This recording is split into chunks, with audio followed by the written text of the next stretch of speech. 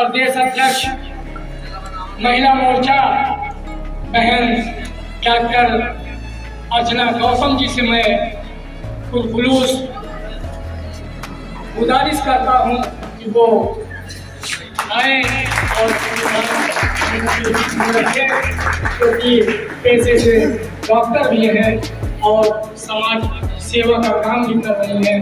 बहन, सर्वप्रथम बहुजन समाज में जन्मे सभी महापुरुषों के चरणों में नमन करते हुए, हम लोग वैसे जो बौद्ध हैं वो तो बुद्ध को नमन सबसे पहले करते हैं, लेकिन यहाँ बौद्ध के अलावा मुस्लिम भाई भी हैं, लेकिन फिर भी हम बुद्ध को नमन करेंगे। तो पहले महाकारुणिक तथागत बुद्ध के चरणों में नमन करते हुए बाबा साहब भीमराव अम्बेडकर जी, जिनको हम विश्व रत्न की उपाधि से नवाजते हैं और संसार में सबसे पढ़े लिखे, सबसे एजुकेटेड और हमें अपने अधिकारों से नवाजने वाले जिन्होंने महिलाओं के लिए सबसे ज्यादा काम किया, ऐसे महापुरुष के चरणों में नमन करते हुए माता सावित्रीबाई फुले, जिन्होंने हमें पढ़ने का अधिकार दिलवाया, पढ़ना लिखना सिखाया, उनके चरणों में नमन करते हुए माता रमाबाई, जिन्होंने बाबा साहब को बाबा साहब बनाया, वरना बाबा साहब शायद बाबा साहब नहीं बन पाते,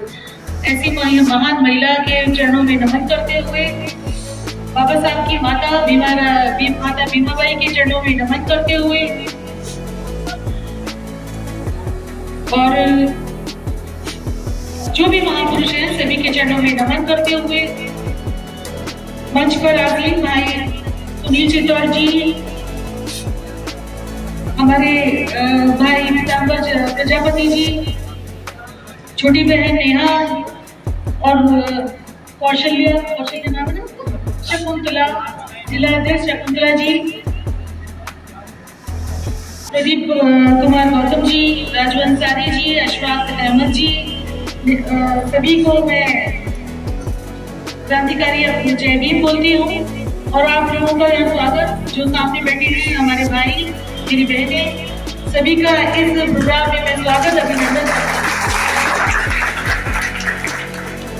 भाइयों और मेरी बहनें। आज मैं कुछ खास बात आप लोगों से बताऊंगी, उसे अपने दिमाग में रखिएगा। आप हिंदी पिक्चरें बहुत देखते होंगे और आपने देखी होंगी कि किस प्रकार एक पिक्चर शुरू होती है, कोई भी फिल्म शुरू होती है, उसमें दिखाते हैं एक गरीब किसान का बेटा बड़ा मेहनत करने वाला, उसकी पत्नी, माँ सब बहुत मेहनत करते थे, लेकिन गांव में या किसी शहर में कोई गुंडा बदमाश टाइप जो बहुत पैसे वाला होता था, वो क्या करता था, उन्हें सताता था, तंग करता था, उनकी जमीनें हड़पता था, उनका कारोबार हड़पता था, उनकी पत्नी को छेड़ता था, बहन को जाके ले जाता था और उसके बाद में उस लड़के को जिसके ऊपर ये मूवी बनी है, उसको क्या करता था, उसे टॉर्चर करता है, उसे परेशान करता है, कहते हैं कि जो भी चीज हम तुमसे मांगे या जो हमें चाहिए वो हमें दे दो, हमें जमीन दे दो, अपना सारा पैसा दे दो, कारोबार दे दो। तो ये सारी कहानी जो है सदियों से चली आ रही है। ये जो पिक्चर आप देखते रहे अब तक, तो उन पिक्चरों में भी यही कहानी के ऊपर पिक्चर बनाई जाती है और ये कहानी हकीकत भी है, इस देश का इतिहास भी है। कुछ लोग बाहर से आते हैं जिनकी प्रवृत्ति मारकाट, लूटपाट की है, वो कभी ना तो किसी दूसरे को सुखी देख सकते हैं, ना ही उन्हें ऐसा लगता है कि हम यहाँ उनकी तरह मेहनत करें तो हम भी ऐसे आगे बढ़ सकते हैं। मेहनत करना उनकी मिजाज में नहीं, उनकी आदत नहीं है। उनकी आदत क्या है कि जो कमाते हैं, जो मेहनत करते हैं, उनका छीना झपटी करके, उनसे बेईमानी करके, बेवकूफ बनाकर उनकी सब चीज, उनकी संपत्ति को हड़पते आए हैं। ये बात मैं कहाँ कह रही हूँ, किसको कह रही हूँ, आप सब समझ रहे हो कि नहीं? आप मैंने बताओ कि आप समझ रहे हो। आज की स्थिति भी वही है। पुराने समय में जब वो यहाँ आए हमारे देश में, नाम लेने की जरूरत है नहीं, मुझे लगता नहीं कि कहानी से कोई वाकिफ नहीं है, सभी को ये सब जानते हैं, कौन चोर डकैती बलात्कारी का काम करता रहा और कौन ऐसा है जिसे हमेशा से अपने समाज की, अपने बहुजन समाज की चिंता रही, वो अपने घर को, अपने समाज को, अपने गांव को, अपने देश को बचाने में लगातार मेहनत करता रहा। इस देश की महिलाएं जिन्होंने इस देश को बनाया, आज जो ये जो देश है, जो जिस स्थिति में आप लोग देखते हो, ये जो बड़ी बड़ी बिल्डिंग बनी है, इसमें पुरुषों से ज्यादा महिलाओं का खून बसा हुआ है। इस देश में जितने भी बिजली के खंभे गड़े हैं, उस खंभों के नींव में महिलाओं का पसीना जो है वो पुरुषों से ज्यादा है। इस देश में जितनी भी सड़कें बिछी हुई है, उसमें भी यही मैं कहूंगी कि इस देश के महिलाओं का पसीना, खून पसीना अपने बच्चे को भी गोद में लेकर वो काम करती रही, हमेशा पुरुषों से भी ज्यादा बढ़ चढ़कर। आज अगर एक दीवार खड़ी करनी हो तो एक मिस्त्री को बुलाते हो, लेकिन उसके साथ में जो दो महिलाएं आती हैं, जो ईंट ढोती हैं, जो गारा बनाती है, सीमेंट और रोड़ी बदलपुर का, और सारा पानी डालना, सब कुछ करना, तो सारा काम महिला करती है। मिस्त्री क्या करता है? मिस्त्री ऊपर चढ़ के बैठ जाता है, ईंट रखता है, मसाला रखता है, दीवार बनती चली जाती है। लेकिन उसे ढो के लाना, इकट्ठा करना सब कौन कर रहा है?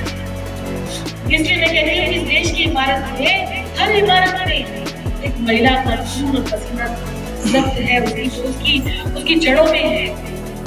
ऐसे इस देश को बनाने में अब तक, क्योंकि उन्होंने देखा कि अगर महिलाओं को अपने कब्जे में कर लो तो पूरा समाज जो है हमारे कब्जे काबू में आ जाता है ना?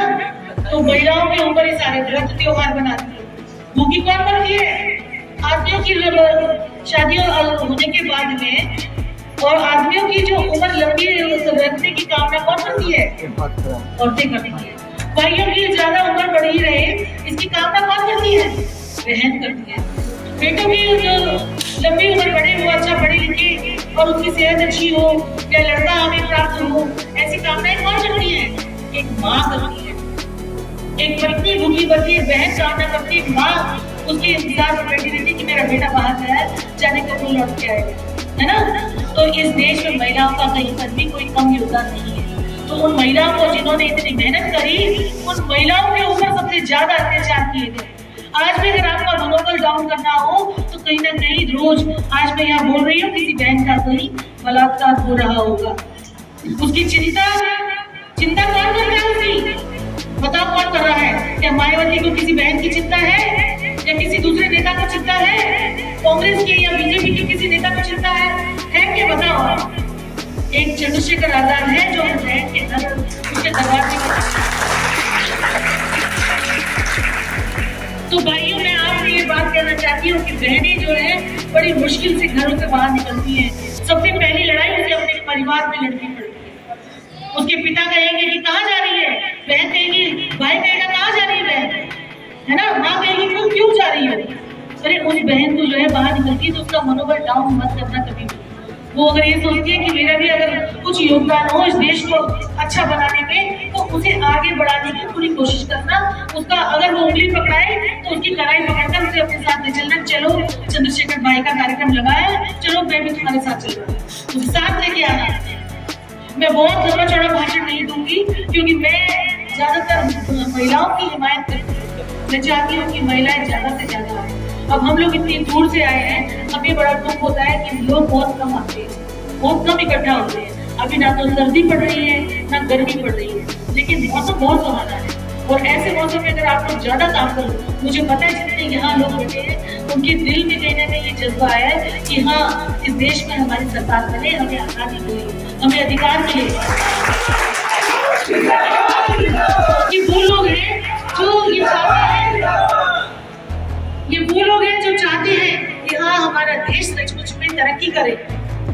हमारा देश जिसको हम 75वां वर्ष अभी हमने मनाया कि हमारा देश आजाद हो गया, लेकिन अगर मैं किसी गांव में जाकर पूछती हूँ कि देश आजाद हो गया क्या तुम्हें पता है, तो महिलाएं क्या कहती है कि आजाद क्या होता है पहले ये बताओ, है ना? आजादी क्या होती है, अधिकार क्या होते हैं ये बताओ। तो हमें उन्हें कहाँ से सिखाना पड़ेगा? अभी हमें उन्हें आ से अनार यहाँ से समझाना पड़ता है। अभी उन्हें कुछ समझ में नहीं आता। पार्टी तो बहुत बड़ी ऊपर की बात है। बाबा साहब को नहीं जानती, न बुद्ध को जानती, न पैगंबर को जानती, तो किसी को नहीं जानती। वो सिर्फ ये जानती है कि मुझे 2 टाइम रोटी बनानी है, मेरे भूखे परिवार को खिलाना है। बस ये 2 रोटी का इंतजाम करने के लिए हम लोग मारे फिरते हैं। ये 2 रोटी का इंतजाम, हर घर में रोटी पके, 2 टाइम रोटी बने, उनके सर पे कपड़ा हो, छत पे सर के ऊपर एक छत हो, बस कितना हमारी इच्छा है। हम इससे ज्यादा नहीं चाहते हैं कि हमें रोज सिनेमा देखने को मिले, हम क्लब में जाएं, डांस करें, हमें ये नहीं चाहिए। अभी तो हमारी लड़ाई सिर्फ रोटी की है। आज भी देश में 50% से ज्यादा लोग जो है भूखे सोते हैं। 70% लोग ऐसे हैं जिन्हें एक टाइम का खाना मिलता है, एक टाइम का। तो सोचो कितनी बड़ी लड़ाई है। आप सोचो कि आपकी लड़ाई देखिए, माननीय काशीराम जी कह के गए थे कि जब भी आप उस देश में अपनी सत्ता बनाने की कोशिश करेंगे तो आपके रास्ते में कौन कौन रोड़ा बनेगा?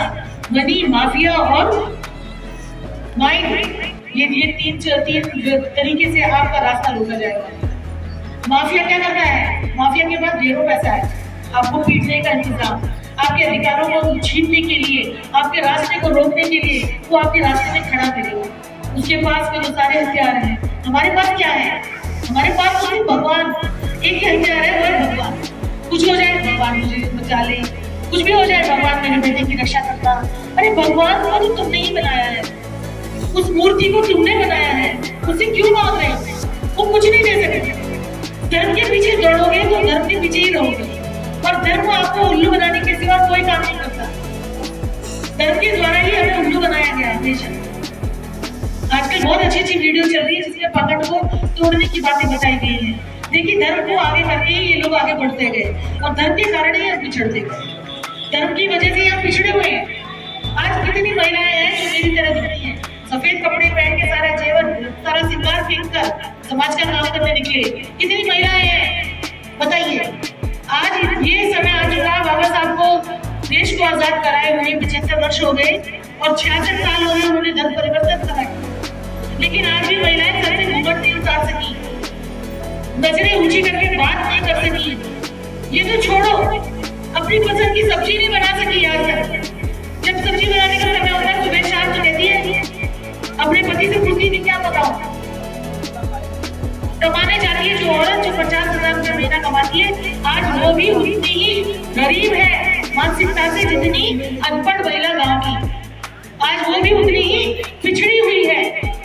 कभी उनसे पूछा, आप कभी किसी कामकाजी महिला से पूछेगा कि क्या तुम अपनी पसंद से सिनेमा देख सकी हो?